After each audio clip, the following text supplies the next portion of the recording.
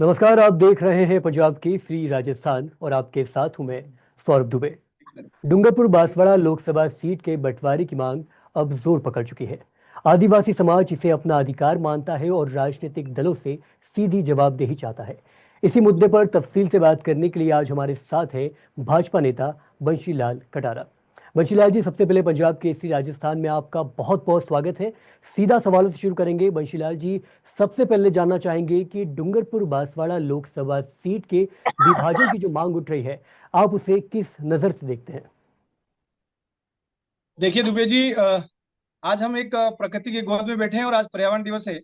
आपके चैनल के माध्यम से राजस्थान के असंख्य हमारे राजस्थान वासियों को आज पर्यावरण दिवस की मैं शुभकामनाएं देना चाहूंगा।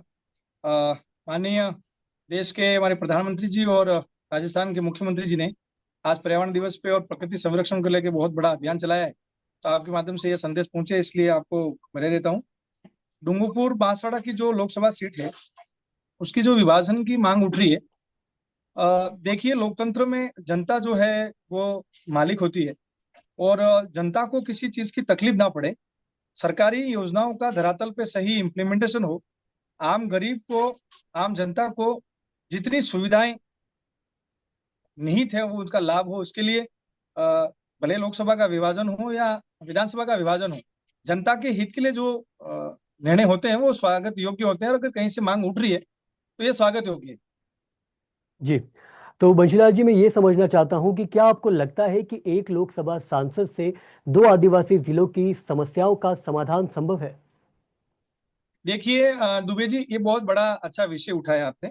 डूंगरपुर और बांसवाड़ा के बीच में जो दूरी है, जो यहाँ आदिवासी क्षेत्रों में जनजाति वागड़ क्षेत्र की जो भौगोलिक क्षेत्रफल है, रोडों की कनेक्टिविटी है या कार्यालयों की जो संपर्क है जनता तक, वो डीप तक बहुत कम हो पाते हैं। और आजकल डिजिटलाइजेशन हुआ है, तो राजस्थान सरकार हो या केंद्र सरकार हो, हमारे नरेंद्र जी मोदी ने सबका साथ सबका विकास सबका प्रयास और ये जिस ध्येय वाक्य के साथ चल रहे हैं, उसमें हम चाहते हैं कि मिनिमम चीजों का यूटिलाइज हो और मैक्सिमम लोगों को फायदा हो। तो आज अगर कोई काम है, किसी को बांसवाड़ा जाना है या कोई सांसद बांसवाड़ा का है, तो संपर्क करने के लिए उसको बांसवाड़ा जाना पड़ेगा। अगर कोई सांसद डूंगरपुर का है तो बांसवाड़ा के लोगों को डूंगरपुर आना पड़ेगा। तो जो सुविधाओं का जो अभाव है, जो कनेक्टिविटी नहीं बन पाती है, मुझे लगता है ये बहुत अच्छा निर्णय होगा अगर सरकार इस बात को करती है। और मांग आ रही है तो हम सहयोग करेंगे उसको। जी, आपकी पार्टी केंद्र और राज्य दोनों जगह सत्ता में है। ऐसे में डूंगरपुर बांसवाड़ा सीट के विभाजन पर अब तक आपकी पार्टी द्वारा क्या कदम कुछ उठाए गए हैं? देखिए, ये पूरी तरह से एक सरकार के निर्णयों का मामला है। सरकारें निर्णय तभी लेती हैं जब जनता से मांग उठती है। जब हम आज बैठे हैं पूरे एक यहाँ हमारे सभी नेताओं के साथ, और जब हम आपको बता रहे हैं, तो ये जनभावनाओं के आधार पर हम बात कर रहे हैं। जनता अगर सरकार के लिए कोई मांग उठाती है और अगर जनता के हित में है, तो सरकारें ऐतिहासिक निर्णय लेती हैं। और मुझे लगता है कि बंटवारा लोगों के लिए फायदेमंद हो सकता है, और सरकार सोच भी रही है कि परिसीमन हो, ताकि अधिकतम केंद्र सरकार की हो, राज्य सरकार की हो, जो सुविधाएं हैं, जो योजनाएं हैं, धरातल पे लोगों के जीवन शैली और जीवन की जो इनकी मकसद है, उन तक जल्दी से जल्दी पहुंचे। चले, आज जल जीवन मिशन योजना है, तो जल जीवन मिशन योजना में हमने एक टंकी नहीं लगाई है, खाली घर घर नल दिया है, रोडों की कनेक्टिविटी दी है, हमने चिकित्सा सुविधाएं दी है, हमने कोचिंग सेंटर दिए हैं, अध्ययन के सेंटर दिए हैं, कई सारी ऐसी सुविधाएं। तो वो लोगों तक मैक्सिमम कैसे पहुंचेगी जब परिसीमन का एरिया छोटा होगा, क्षेत्रफल छोटा होगा, और अधिकारी एक सीमित दायरे में रह के अधिकतम लोगों को अगर लाभ दे पाए, तो ये तभी होगा जब विधानसभाएं, लोकसभाएं छोटी हों और मैक्सिमम लोगों को फायदा मिले। तो ये जनता के हित में, और सरकार इस पे सोच रही है। आने वाले समय में जैसे भी नोटिफिकेशन जारी होगा, तो सरकारी तंत्र, सरकारी अधिकारी, नोडल जो एजेंसियां होंगी, पंचायती राज, हमारे प्रधानमंत्री जी, सीएम साहब और जिस संबंधित मंत्रालय, इस पे काम करेंगे। जी बिल्कुल, लेकिन अगर दोबारा मुद्दे पे लौटा जाए तो अगर सीट का बंटवारा होता है तो डूंगरपुर बांसवाड़ा को क्या बड़े फायदे हो सकते हैं? आपके नजरिए में क्या है इसका? देखिए, डूंगरपुर बांसवाड़ा में सीट के बंटवारे को लेकर हम राजनीतिक दृष्टि से कोई फायदा नहीं देखते। हमारे ध्येय वाक्य में जनता का हित ही निहित है। रही बात हमारे यहाँ से रोजगारों का पलायन है, यहाँ से स्वास्थ्य सुविधाओं में इजाफा होगा, यहाँ से शिक्षा के क्षेत्र में विविध शैक्षणिक स्तर आएंगे, रोजगार के अवसर बढ़ेंगे, औद्योगिक इकाइयों की स्थापना होगी। और आपको ध्यान है कि जब हम लोकसभा बनाते हैं तो लोकसभा में जो हमारा सांसद होता है उसकी सांसद निधि आएगी, उतने ही मात्रा में लोगों का नीचे स्तर पे फायदा होगा। कुल मिला के बंटवारा या परिसीमन जब होता है, पुनर्गठन और पुनर्निर्माण होता है, तो ये जनहित में ही होता है और जनता के अ, लिए बहुत ही बड़ा फायदेमंद होता है। जी। मेरा अगला सवाल वंशु जी आपसे होगा कि बीएपी और कांग्रेस भी इस मुद्दे को लेकर काफी मुखर नजर आ रही है। क्या लगता है अगर ऐसा हो तो सियासी फायदा कहीं बीजेपी की जगह कांग्रेस और बीएपी को तो नहीं हो जाएगा? देखिए दुबे जी, आपने बहुत इंटरेस्ट का विषय पूछा है। कांग्रेस ने 50-60 साल तक जनजाति व विविध वर्गों को धोखे में रखा है। और कांग्रेस ने जोर से बोला है, झूठ बोला है। और एक दूसरी पार्टी जिसका आप नाम ले रहे हैं, हम तो संध्या बत्ती हो गए, इसे नाम लेना भी पसंद नहीं करते, क्योंकि कहते हैं कि नाम लेते ही कहीं न कहीं शनि लगता है, ग्रहण लग जाता है। तो ठीक है, वो लोकतांत्रिक तरह से लड़ रहे हैं, लेकिन यहाँ की जनता को गुमराह कर रहे हैं। और गुमराह करके वो जहां तक पहुंचे हैं, वो क्षेत्र के हित में, जनता के हित में और पार्टी के हित में नहीं है। वो इनका खुद व्यक्तिगत हित देख रहे हैं। बाकी इनके बड़े भाई हैं जो कांग्रेस है, जो उनका कथनी और करनी में रात दिन का अंतर है। तो हम फायदे के लिए नहीं देख रहे हैं, हम जनता के बीच में हमारे ऐतिहासिक निर्णय, नरेंद्र भाई मोदी की जो विजन है कि अंतिम व्यक्ति का अंत्योदय कैसे हो, इस हेतु हम काम करने वाले हैं। तो पार्टियों का अपना नजरिया है, अपनी अपनी स्थापना को लेकर, व्यक्तियों को लेकर, विजन को लेकर जो पार्टियां सोचती हैं। तो हमारा एकदम शुद्ध रूप से ये कहना है कि कांग्रेस और बीएपी दोनों बड़े भाई और छोटे भाई हैं। आपको पूर्व में भी हमने कहा है कि जब सरकारें गिरती हैं, जब सौदाबाजी करनी होती है, तो वो विधायक बने हैं या सांसद बने हैं तो वो वोटों को बेचते हैं, लोगों की जनभावनाओं के साथ खिलवाड़ करते हैं। तो इनका तो काम ही यही है।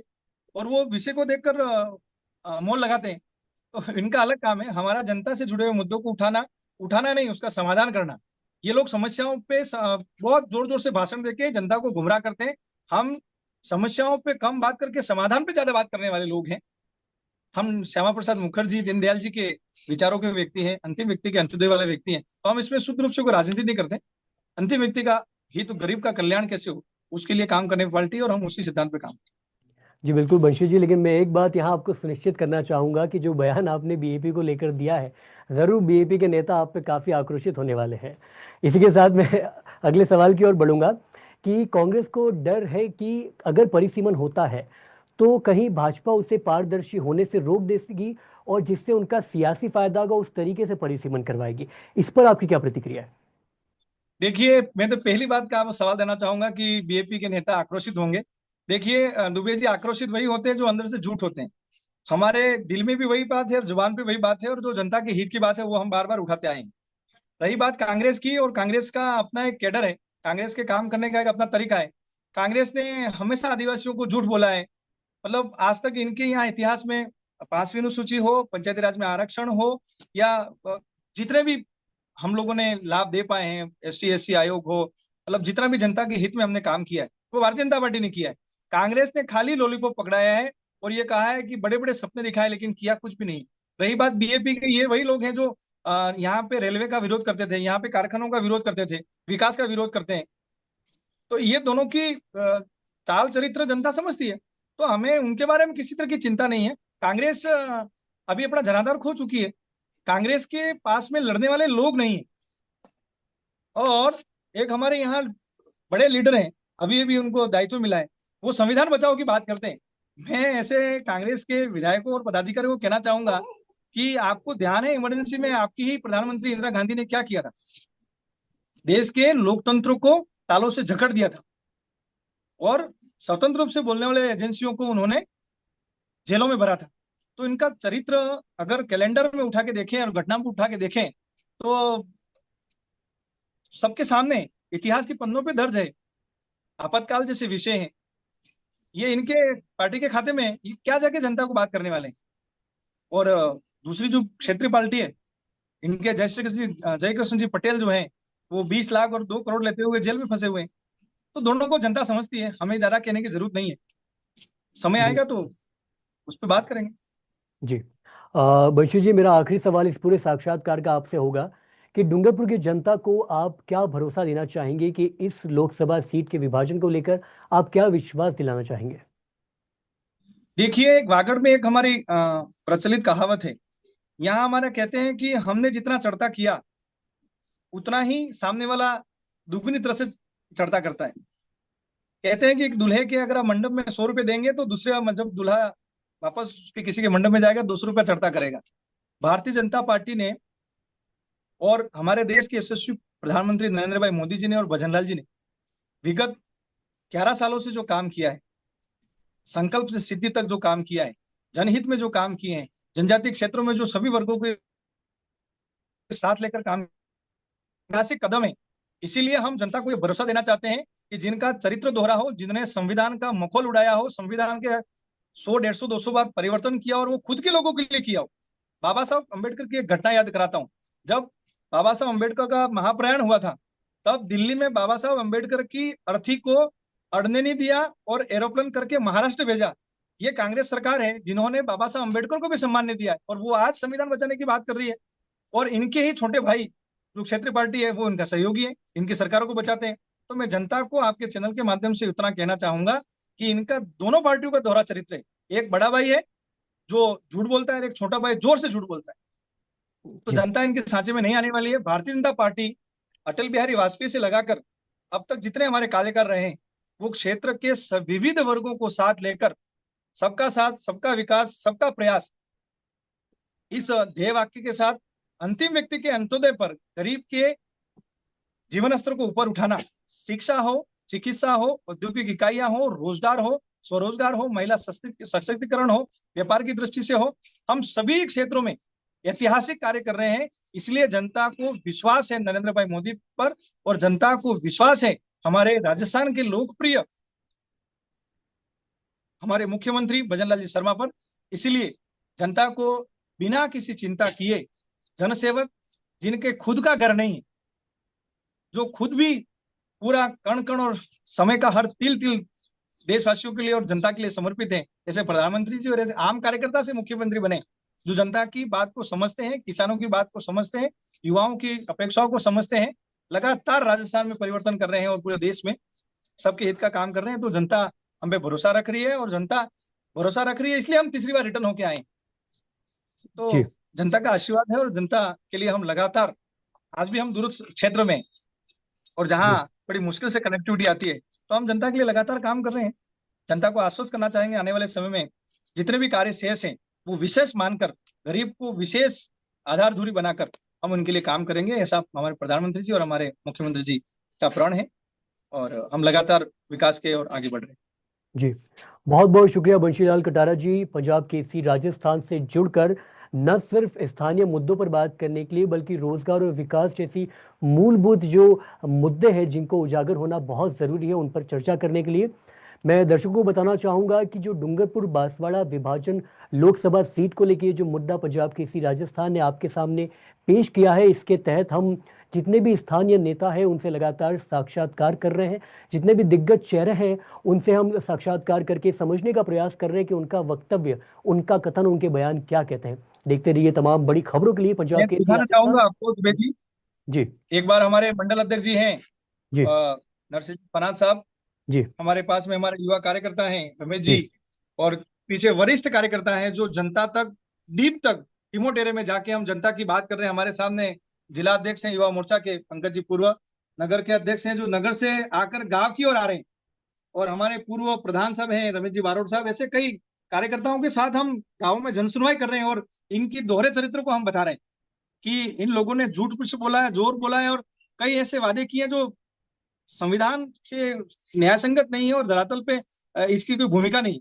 तो लगातार काम पे लगे हुए हैं।